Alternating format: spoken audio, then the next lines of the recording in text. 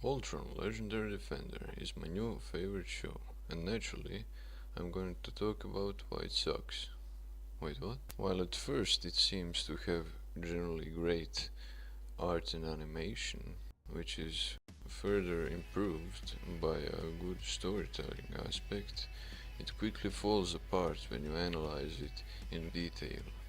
And today we're going to talk about why it simply isn't as great of a show as it wants to be.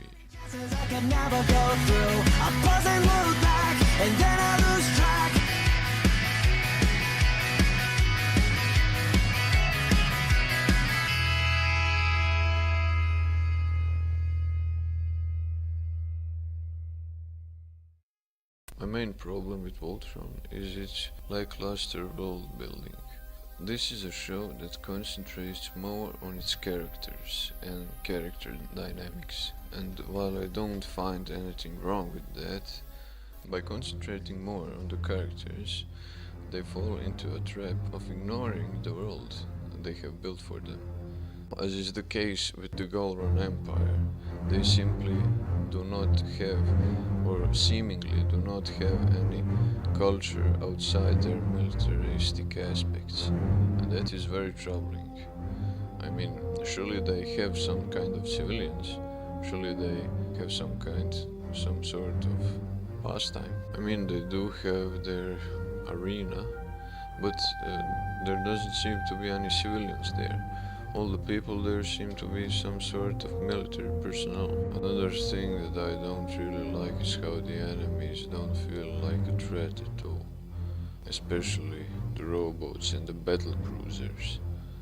Like, those are fucking battle cruisers, and they expect me to believe that you can just one-shot them, like it's nothing, like it's paper. I mean, don't get me wrong, I know Voltron is supposed to be the most powerful weapon in the universe, but the fact that it can one-shot battle cruisers makes it feel really cheap. The robots are also really supposed to have like amazing accuracy because of all the advanced targeting systems that would be available to such an advanced civilization. There's a good example with this one scene where all the paladins are standing in one row and the robots are trying to shoot them. The problem is that they're holding their little shields up in the air while leaving their whole lower bodies exposed. And so they were just a few meters away, and the robots, they cannot simply shoot them, they cannot hit them for some fucking reason. The shields themselves don't make any sense anyways. They wouldn't be heavier if they were bigger, as they appear to be made of some sort of light. So why they aren't bigger is a question I do not know the answer of.